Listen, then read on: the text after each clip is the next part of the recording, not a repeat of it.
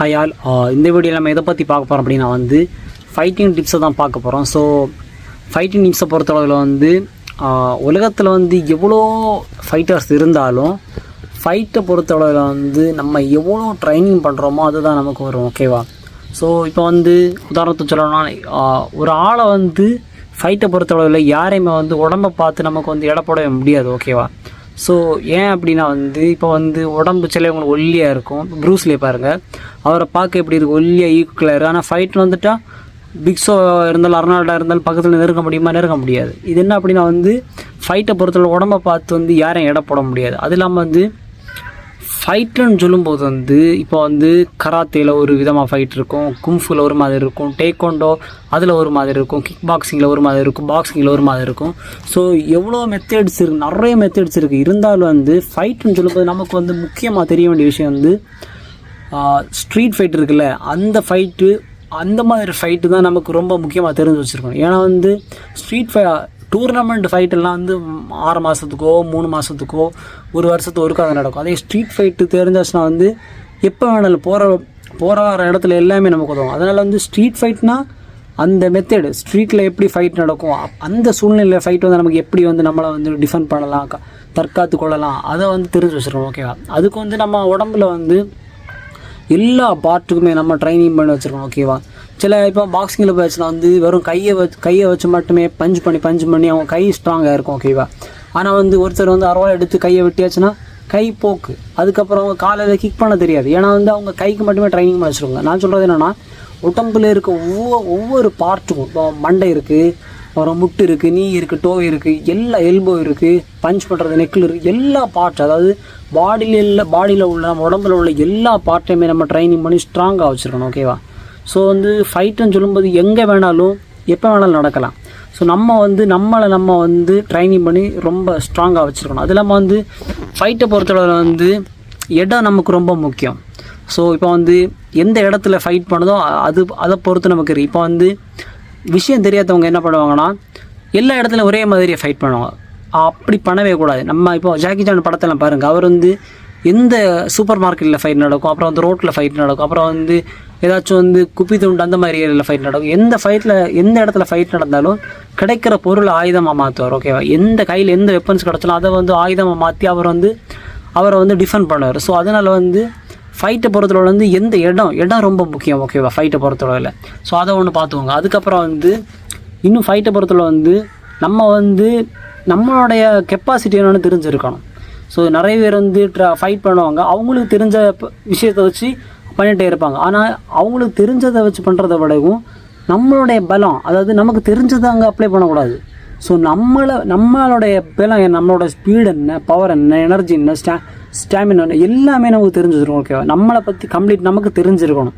அப்போ தான் எதிரியை வின் பண்ண முடியும். ஸோ நம்மளை பற்றியும் தெரிஞ்சிருக்கணும், சேம் டைம் எதிரியோட பலத்தையும் தெரிஞ்சிருக்கணும். ஃபைட் இப்போ எதிரி கூட ஃபைட் பண்ணும்போது அந்த ஒன் மினிட்டில் 1 மினிட் வேண்டாம், ஒரு 30-40 செகண்டில் எதிரியை நம்ம கணிச்சிடணும். இவனோட ஸ்பீடு, பவர், எனர்ஜி எல்லாமே இப்படி தான். ஸோ நம்ம பலமும் தெரியும். 2 கான்செப்ட் தான் ஃபைட்டை பொறுத்தவரை. நம்ம பலமும் தெரிஞ்சிருக்கணும், எதிரியோட பலம், பலவீனம் ரெண்டும் தெரிஞ்சு வச்சுருக்கணும். அப்போ தான் நம்மளால் ஃபைட்டில் வின் பண்ண முடியும். ஓகேவா? ஸோ நிறைய பேர் நம்மள்கிட்ட இருக்க பலத்தை வச்சு அவங்க எதிரியை வின் பண்ணலாம் அப்படின்னு நினச்சிருப்பீங்க. அதெல்லாம் முடியாது. ஸோ நம்மளை பலமும் தெரிஞ்சிருக்கணும், எதிரியோட பலவீனமும் தெரிஞ்சிருக்கணும். ஓகேவா? அப்புறம் நான் ஏன் எல்லா பார்ட்டையும் ஸ்ட்ராங் பண்ணி வைக்கணும்னு சொல்லிட்டேன்னா, நிறைய பேர் பஞ்சிங் ப்ராக்டிஸ் மட்டுமே பண்ணி பஞ்சு ரொம்ப ஹார்டாக இருக்கும். ஓகேவா? ஸோ இப்போ பஞ்சு ரொம்ப ஹார்டாக இருக்குது, நீங்கள் இப்போ ஒரு பஞ்சு பண்ணுறீங்க, பஞ்சு பண்ணும்போது அவர் மிஸ் பண்ணும்போது அந்த பஞ்சு செவுத்துலேயோ ஏதாவது தென்னை மரத்துலையோ வேறு எங்கேயாச்சும் விழுந்தாச்சுன்னா அந்த கை உங்களுக்கு டேமேஜ் ஆச்சுன்னு வச்சுக்கோங்க. அதுக்கப்புறம் நீங்கள் என்ன பண்ணணும்? எதுவுமே பண்ண முடியாது. ஏன்னா பஞ்சு மட்டும்தான் அவங்களுக்கு பவராக இருக்குது. அதனால் கிக்கெல்லாம் அவங்களுக்கு பண்ணுறது தெரியாது. ஓகேவா? ஸோ பஞ்சும் எதுக்குன்னா எல்லா பார்ட்டையும் ஸ்ட்ராங்காக வைக்கணும்னா, பஞ்சு இல்லைனாலும் நம்மளை கிக் பண்ணியாவது அவங்கள நாக் அவுட் பண்ண முடியும். ஓகேவா? அந்த ஒரு கான்செப்ட் தான். அப்புறம் ரொம்ப ரொம்ப முக்கியமான விஷயம் என்னென்னா, ஃபைட்டை பொறுத்தவரையில் இப்போ நீங்கள் ஒருத்தர் கூட ஃபைட் பண்ணுறீங்களா, ஒரு செகண்ட் கூட உங்களோட கான்சன்ட்ரேஷன் வேறு எங்கேயும் போகக்கூடாது. உங்களுடைய முழு கவனம் உங்கள் எதிரி மேலே தான் இருக்கணும். ஓகேவா? கவனம் கொஞ்சம் சிதறினாலும் நமக்கு என்ன ஆகும், அடி கன்ஃபார்ம், நாக் அவுட் கன்ஃபார்ம். ஏன்னா ஒரு பஞ்சு, இதாவது என்னோட ரொம்ப வீக்கான பர்சன் கூட நான் ஃபைட் பண்ணாலும் ஒரு செகண்ட் நான் அப்படி பார்த்துட்டு இங்கே பார்க்குறது முன்னே அவங்க வந்து ஒரு பஞ்சு என்ன தந்துட்டாங்க அப்படின்னா வந்து முடிஞ்சு, சோழியம் முடிஞ்சு. அதனால் வந்து ஒரு second concentration very very important. ஓகேவா? அதுக்கு தான் மெடிடேஷன் எல்லாம் நிறைய மார்ஷல் ஆர்ட்ஸ் தெரிஞ்சவங்க வந்து மெடிடேஷன் பண்ணுற ரீசன் அதுதான். ஓகேவா? அப்போ தான் நம்ம மைண்ட் வந்து நம்ம கண்ட்ரோலில் இருக்கும். ஸோ இதை பொறுத்தவரையில் கண்ட்ரோல் ரொம்ப முக்கியம். அப்புறம் வந்து ஃபைட்டை பொறுத்தவரையில் ஏன் வந்து பெரியவங்க சின்னவங்க பலம் கூடினவங்க பலம் குறைஞ்சவங்க அதெல்லாம் பார்க்கக்கூடாதுன்னு சொல்கிறேன்னா வந்து இப்போ நம்ம கண் இருக்குது பார்த்துவாங்க, காற்று பட்டாலே கண் வந்து இப்படி பிடிச்சிடுறோம். ஓகேவா? ஸோ வேலை இல்லாத உங்களுடைய பையனை வச்சு உங்கள் கண்ணில் குத்தியாசம், உங்களோட தம்பியை வச்சு உங்கள் கண்ணில் அண்ணனு கண்ணில் இப்படி குத்தியாசம் என்ன ஆகும்? வலி எடுக்க தான் செய்யும். எவ்வளோ பெரிய ஆளாக இருந்தால் ஒரு சின்ன குழந்தை நம்மளை வந்து இப்படி விரல் வச்சு கண்ணில் குத்தியாச்சுன்னா நம்மளால் வலி எடுக்க, அந்த வலி நம்மளால் தாங்க முடியாது. ஓகேவா? அப்புறம் வந்து 3 ஓடு 4 ஓடெல்லாம் கை வச்சு உடைக்கிறாங்க. ஸோ அந்த பவரில் நம்ம இங்கே அடிச்சாச்சுன்னா, த்ரோட்டில் அடிச்சாச்சுன்னா என்னாகும்? த்ரோட் உடைகிறது வாய்ப்பு இருக்குது. ஓகேவா? ஸோ இதுக்கு பலம் முக்கியம் இல்லை. அதாவது நம்மளுடைய ஆம்பளையோட இந்த இது இருக்குல்ல மெயின் பார்ட்டு, அங்கே அடித்தா கூட அது வந்து 3000 சம்திங் நரம்பு பாதிக்கப்படுதுன்னு கேள்விப்பட்டிருக்கேன். ஓகேவா? ஸோ அதில் எல்லாம் ரொம்ப ரொம்ப டேஞ்சரான இடம். அது வந்து பவர் கொடுக்கணும்னு அவசியம் இல்லை. எவ்வளோ பெரிய பாடி பில்டராக இருந்தாலும் சில இடங்களெல்லாம் தம்பிள்ஸ் வச்சு நமக்கு வந்து பவரெல்லாம் கொண்டு வர முடியாது. ஓகேவா?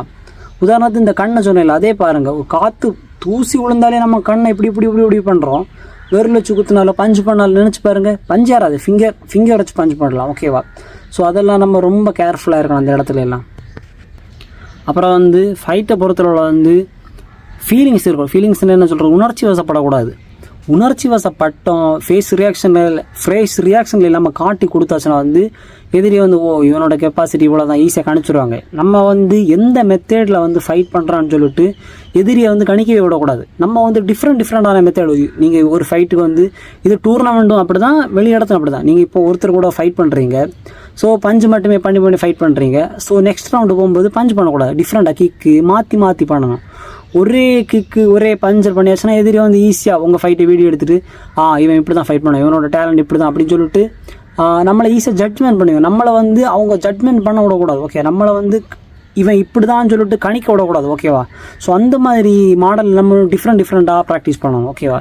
அப்புறம் வந்து ஃபைட்டை பொறுத்தளவில் ஸ்பீடு ரொம்ப முக்கியம். எதிரியோடைய நீங்கள் ஸ்பீடாக இருக்கணும். ஸோ ஸ்பீடு இல்லையா, ஸ்டாமினா வச்சு அது டவுன் பண்ணணும்.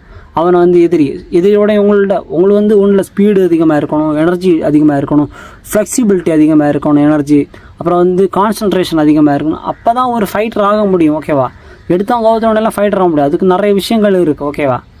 ஸோ நீங்கள் கொஞ்சம் கொஞ்சமாக ஒரு நல்ல உங்கள் வீட்டு பக்கத்தில் ஏதாவது டோஜோ இருந்தால் அதில் டோஜோனா கராத்தே பள்ளியோ கும்ஃபு ஏதாவது ஒரு தற்காப்பு கலை பள்ளியில் வந்து நீங்கள் வந்து ஜாயின் பண்ணுங்கள். ஓகேவா?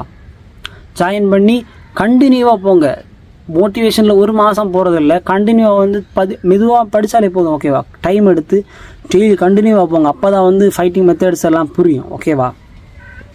இன்னொரு முக்கியமான விஷயம் என்னென்னா வந்து நிறைய வர்மக்கலை ஆசான்மார்கள் வந்து வீடியோ போடுறாங்க. எப்படி இந்த இடத்துல அடிச்சாச்சுன்னா ஆள் மயங்கி விழுந்துடும், அரவல் எடுத்து ஒருத்தன் வெட்ட வந்தால் இங்கே குத்துனா போதும் ஆள் சாவும், அங்கே குத்துனா ஆள் போகும், அப்படியெல்லாம் சொல்லுவாங்க. அதெல்லாம் பார்த்து மக்களை நீங்கள் வந்து தயவு செஞ்சு அதை பார்த்து ட்ரை பண்ணாதீங்க. ஏன்னா 100% ஆசாமார்கள் மட்டும்தான் கரெக்டாக அந்த ஃபைட் வரும்போது பண்ண முடியுமே தவிர 99 ஆசாமார்கள் கரெக்டாக அந்த இடத்துல பண்ண முடியாது. ஏன்னா வந்து நீங்கள் கொஞ்சம் யோசிச்சு பாருங்க, ஃபைட்டுன்னு சொல்லுவோம் வித்தின் மைக்ரோ செகண்டில் நடக்கும். ஆசாமாரி இருந்தாங்க ஒரு காலத்தில், இப்போ அதுக்குள்ளே ஆசாமாரி இருக்கங்காட்டா இல்லை. அவங்க வந்து யூடியூப்பில் பிரபலம் ஆகிறதுக்காக அந்த மாதிரிலாம் பண்ணுறாங்க. ஓகேவா? ஸோ நீங்கள் அதை பார்த்துட்டு அவங்க அப்படி குத்துனா இந்த இடத்துல மயங்குடும். நான் சொல்கிறேன், ஒரு ஃபைட்டுன்னு சொல்லும்போது ஒரு 3-4 செகண்டில் டம்னு நடந்து முடிஞ்சிட்டே இருக்கும். இதில் வந்து கரெக்டாக சின்முத்திரை எடுத்து இங்கே குத்துனா ஆள் இந்த கை எழும்பாது, அங்கே குத்துனா வரமத்து ஆள் கீழே விழுவும், இங்கே குத்துனா 3 நாளில் ஆளுச்சான். அதெல்லாம் நான் அதை பார்த்து நீங்கள் நம்ப வேண்டாம்னு சொல்கிறேன். ஓகேவா? ஸோ ஆசாமாரி இருந்தாங்க, இல்லைன்னு இல்லை, இருக்காங்க. ஆனால் வந்து அது வந்து 100% ஒர்க் ஆகும்னு கேட்டால் என்ன கேட்டால் இல்லை, என்னுடைய கருத்து. ஓகேவா? ஸோ அதை பார்த்து நீங்கள் வந்து ஏமாந்துடாதீங்க. அதை பார்த்து நம்மளும் ஃபைட் வந்தாச்சுன்னா இங்கே குத்தலாம் அங்கே குத்தலாம்னு சொல்லிட்டு தயவு செஞ்சு நீங்கள் மனசில் நினைக்காதீங்க. ஓகேவா? இன்னொரு விஷயம் என்னென்னா, மனுஷனை பொறுத்தளவில் ஃபைட்டு வந்து பவர், உதாரணத்துக்கு சொல்கிறேன், மனுஷ பவர் வந்து எதுவுமே நிரந்தரம் இல்லை. ஓகேவா? எப்படி புரிய வைக்கிறது என்னென்னா, இப்போ உதாரணத்துக்கு சொல்லணும்னா நேற்றுக்கு வந்து எனக்கு ரொம்ப பவர் தான் நல்லா ட்ரைனிங் பண்ணேன். ஓகேவா? ஆனால் இன்றைக்கி எனக்கு பவர் இல்லை. ஓகேவா. ஒவ்வொரு நாள் வந்து சேஞ்ச் ஆகிட்டே இருக்கும். ஆனால் நாளைக்கு எனக்கு தெரிஞ்ச விஷயத்தை வச்சு நான் இதோட ரொம்ப பவர்ஃபுல்லாவேன். ஓகேவா. ஸோ அதனால் வந்து இவன் இப்படி தான், இவனோட பவர் இப்படி தான், இவரை யாரையுமே வந்து ஜட்மெண்ட் பண்ணாதீங்க. ஓகேவா. ஒவ்வொரு நாளும் ஒவ்வொருத்தருமே வந்து ட்ரைன் பண்ணி நம்மளை தெரியாமலே அவங்க வந்து நல்ல பவர்ஃபுல்லாக இருப்பாங்க. சொல்லப்போனால் முன்னாடி பவர்ஃபுல்லாக நான் இருந்த ஆட்கள் வந்து பவர் இல்லாமலும் இருப்பாங்க. ஓகேவா. யாரையுமே வந்து தற்காப்புகளை பொறுத்தவரை யாரையுமே வந்து எடை போடக்கூடாது. ஓகேவா. நம்மளை ஒரு முக்கிய மனுஷனான நம்மளை நம்ம ட்ரைனிங் பண்ணி நம்ம நல்ல ஷார்ப்பாக இருக்கணும். ஓகேவா. இப்போ நம்மளை ஒரு கத்தி மாதிரி எவ்வளோ தூரம் நம்ம தீட்டி ஷார்ப்பாக இருக்குமோ அவ்வளோ தூரம் ஈஸியாக வெட்ட முடியும். ஓகேவா. இதான் சிம்பிள் கான்செப்ட் தான். ஓகேவா. மற்றபடி ஓகே, ஃபைட்டிங் டிப்ஸ் மேக்ஸிமம் நான் கவர் பண்ணிட்டேன். நான் ஊரில் இருந்திருந்தாச்சுன்னா நல்ல கராத்தே ட்ரெஸ்ஸோ நல்ல ஒரு தற்காப்பு கலை ட்ரெஸ் எல்லாம் போட்டு நல்ல ப்ராக்டிஸ் நல்லா டீட்டெயிலாக ஃபைட்டிங் மெத்தட்ஸ் எல்லாம் சொல்லித்தர பார்த்தேன். இப்போ சுச்சுவேஷன் அப்படி நான் இங்கே ஒர்க் பிளேஸில் இருக்குது. அதனால் வந்து என்னால் இவ்வளோ தான் சொல்லித்தர முடியும். இன்னும் நான் எதை பற்றி பேசணும், தற்காப்பு கலை சம்மந்தமாகவோ ஃபிட்னஸ் சம்மந்தமாக எது பற்றி பேசணும்னு சொல்லிட்டு கீழே வந்து கமெண்ட் பண்ணுங்கள். கண்டிப்பாக நான் உங்களுக்காக பேசுவேன். ஓகேவா. ஓஸ்.